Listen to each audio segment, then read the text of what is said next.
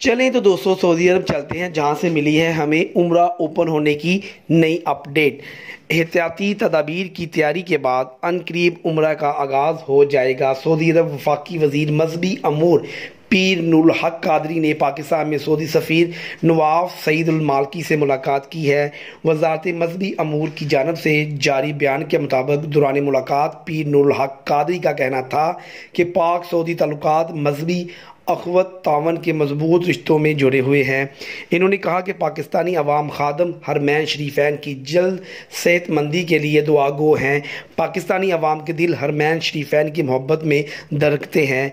पीर नूरुल हक कादरी ने कहा कि कोरोना वबा के दौरान महफूज हज करवाने पर खादम हरमैन शरीफैन को मुबारकबाद पेश करते हैं। इन्होंने मजीद कहा कि आने वाले वक्तों में पाक सऊदी तल्लुकात मजीद मजबूत होंगे। इस मौका पर सऊदी सफ़ी का कहना था कि खादम हरमैन शरीफैन और सऊदी वली अहद पाकिस्तान को अपना दूसरा घर समझते हैं। सऊदी वली अहद मोहम्मद बिन सलमान खुद को सऊदी अरब में पाकिस्तान का सफ़ीर समझते हैं।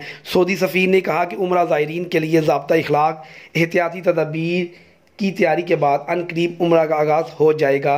खुद को अपडेट रखें, हमारा यूट्यूब चैनल सब्सक्राइब कीजिए। हमें दे इजाज़त, नेक्स्ट वीडियो में फिर मिलते हैं। अल्लाह हाफिज़।